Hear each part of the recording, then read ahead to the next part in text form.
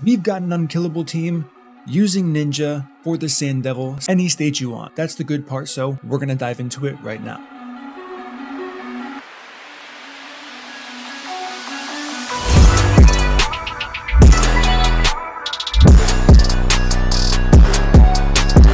What up team, it is MurderInc here on the test server. Huge shout out to Lero from my Discord who brought this up quite a while ago. We'll just say a while ago. I was slow on making the video, but I want to make it today with some pretty big points here. So the team, I was going to name it, but I figured, you know what, why name it? Naming dungeons are so hard as it is here. As you can see here, Double Maneater, Crimson Helm, Painkeeper, and finally Ninja. This is going to work everywhere. Now, the first thought that might come into your head is, Murder, I'm using 2 Maneaters and Painkeeper for the clan boss. What am I supposed to do? I have a solution for that. The first thing, this is pretty much the same thing as the Light Eater with some different speeds to make sure all of this is working here. Is it that hard to gear? It depends where you are in the game, as all things do, but this works very, very well. Ninja just pumps damage for sure, which I like a lot here. So what are going to be some of the benefits and some of the kind of drawbacks from a team like this? As we can see, I'm doing stage 24. The speeds I'm going to show you are going to be viable for 24 and 25. The difference between both of the stages is going to be around a minute. The average time of the runs is anywhere between 2 minutes and 45 seconds to just under 4 minutes if you are doing stage 25, since Ninja is weak affinity. Now those times are kind of slow because I don't have Brimstone on my Ninja. If you have that, you can definitely boost the times to be much quicker. But with that being said, what's the main value of a team like this? So that's what I kind of want to talk about here today, because I think it's rather important, because I've been getting a lot of comments through the videos I've been making saying, Murder, these stage 25 teams are great, but how are we supposed to get to stage 25? And that's a really good point. And with that being said, it's not going to come without a cost.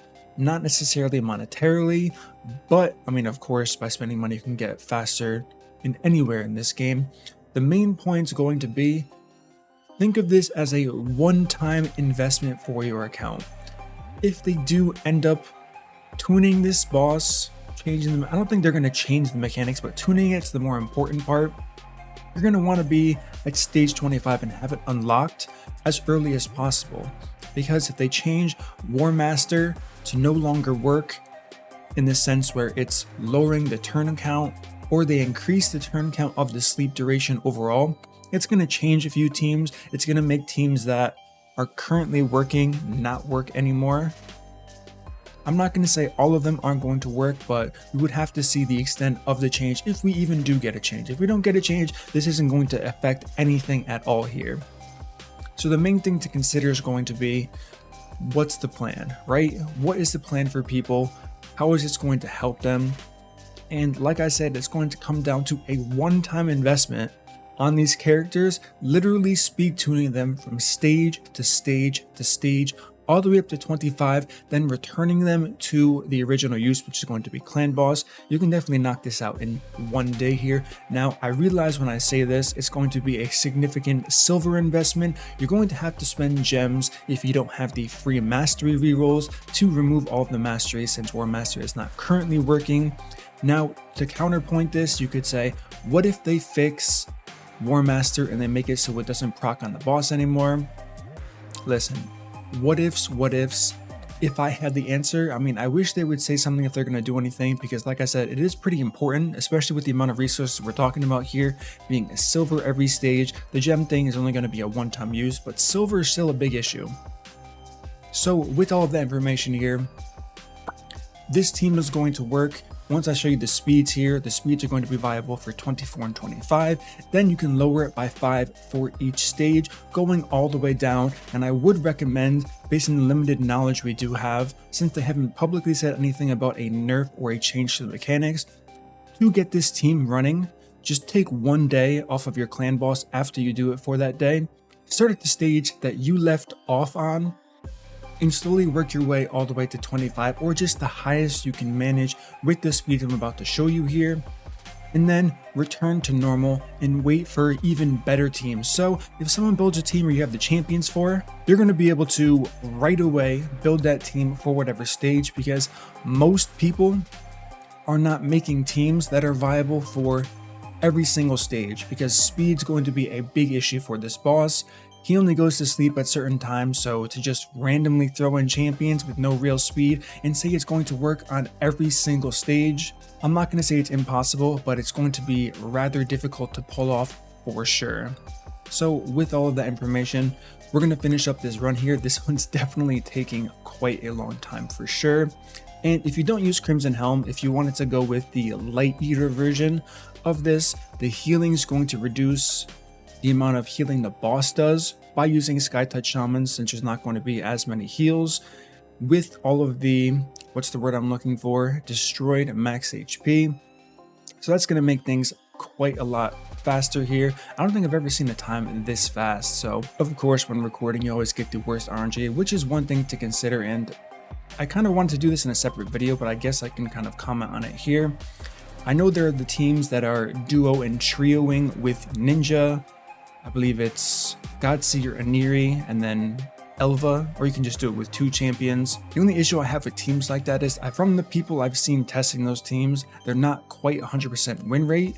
If they are, the gear used is kind of crazy, to be honest with you. But if you can get around the crazy gear requirements and all of that, the problem is it doesn't work 100% of the time outside of a stage where Ninja is strong affinity. Why is that? Because when Ninja's strong affinity, he cannot be crit. If he can be crit, it's almost impossible to build him in a sustainable team, because the RNG is just too high. So it may not be 100%. So while it's not 100%, 80%, 85, 90, it may be okay for you. But if you look on things at the long term, if you really do want to farm this dungeon here, you don't want to go below 100% on a dungeon as expensive as this. As we can see, it's 18 or 20 energy at these top stages, and to fail 4 times, 5 times, that energy is going to add up. Even if it's over 100 runs, 150 runs, you don't want to be missing out on that kind of energy. So with that being said, let's go ahead onto the team setup here. This is the team in question we're talking about. I guess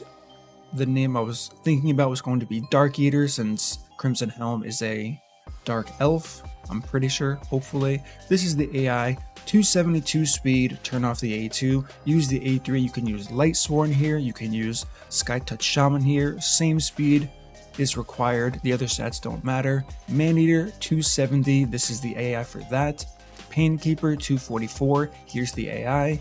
Second Maneater, 233 speed, so this is different than some of the other teams. And this only works with Ninja, by the way, so if you take Ninja out, you have to refer to a different video of mine with the different speeds there. So 233, this is the AI. Then finally Ninja, 279 speed, so you can kind of see why Ninja is going to be a pretty decent gear check with this speed, with the accuracy you need to consistently land, and if you are lucky enough to ascend it, to have Brimstone on this champion. So what am I proposing here? Let's just go back to the stage. If you are currently untouched with this new dungeon, you can get from 1 to at least 7 with a mediocre account with just your arena nukers.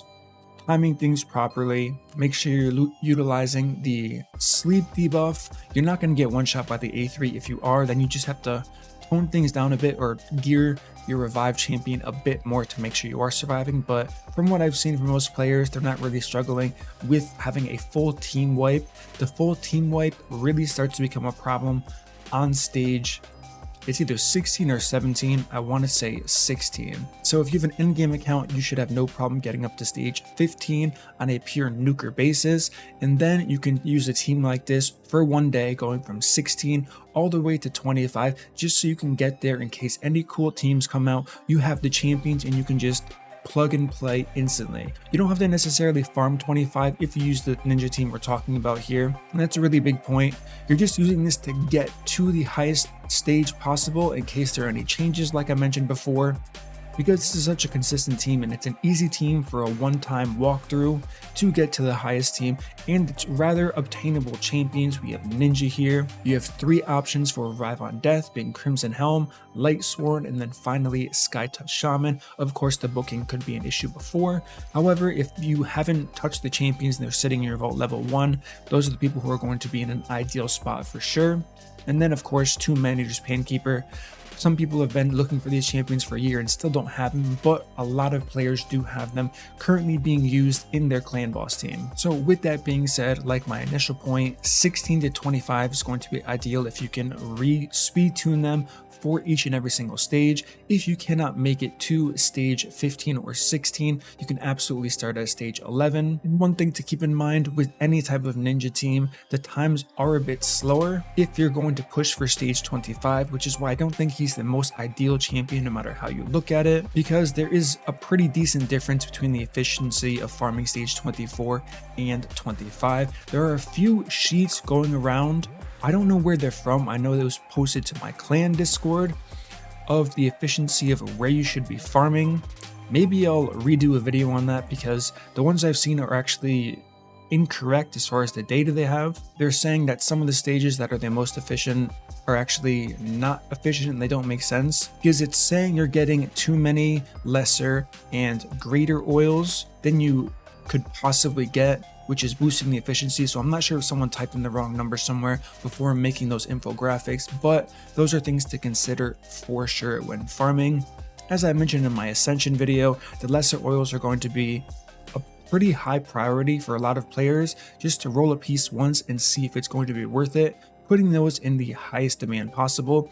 If you're farming stage 25 in your endgame, you'll already know this. You're going to have an overflow of the graders and the superiors, and you're going to be pretty much out of lesser oils altogether. Now, the only way that's not going to be true is if you roll 7 pieces that are perfect for fully ascending, then you're going to run out of superior oils very, very quickly. So that's kind of my advice on how to use this team properly. Yes, you can use it to farm 24, 25 if that works for you and you've been looking for a team that uses ninja for a while now. However, dedicating 2 Manyards and a Painkeeper to something like this may not be in your best interest. If you are one of those people, then I would recommend sacrificing one day, saving up the resources to do this, and pushing all the way to stage 25 once, then returning them to your clan boss team so you can keep an eye on any new teams that pop up that are going to fit your account specifically, where you're not wasting champions and having to regear. I mean, you would never regear a champion just to farm Sand Devil. I mean, I guess you could if you wanted to build this team and sacrifice whatever content you were using the current team in and just not run that, or you can reshift the champions you use in the different areas of the game. That's one thing I'm not kind of a fan of. You can let me know in the comments if you agree with this point here. I'm not really a fan that you can't have multiple gear sets on a champion and just click a button to swap them back and forth. What does that do? It really makes it so you need duplicates, not just for faction guardians, but to actually run the content in this game. So if I could use a team like this for Clan Boss and the Sand Devil using different masteries, gear sets, who wouldn't love that, right? Comment below if you don't think that's an amazing idea. I'll bring it up with them. I know it's been mentioned before, but I'll try to push a little bit harder, saying, hey, I get you're trying to get money out of players pulling shards. I don't really think this is going to make players pull less shards. Granted, they're going to be the professionals in the matter. With the marketing team, they have all the statistics, but the players who don't have these champions, if you release a system like that, they're going to be more inclined to spend more on shards to get them, because now they only need 1 pair of these champions for whatever content, and they can just simply use different gear presets for the different content, including masteries as well, which should be huge. Now, do I think if they release this, it would come with no gem cost? Absolutely not. I think there would be like a one-time, hopefully at least, I don't know, 200 gems, 250 gems to make it so a champion can add 1 preset to their gear as well as masteries. 250 doesn't seem too steep. You can tell me if I'm wrong there. Granted, I'm on the test server and I'm showing 2.9 million gems right now, but that's not realistic for anybody in this game. So that's going to conclude this team. Shout out to Lero for sure for bringing up the team, the speeds here. Let me know if you're going to use these champions. Let me know how you're going to use these champions. Look forward to your comments. As always, if you guys enjoy this content, smash that like button, subscribe, turn on the notification bell, and I will see you all in my next upload.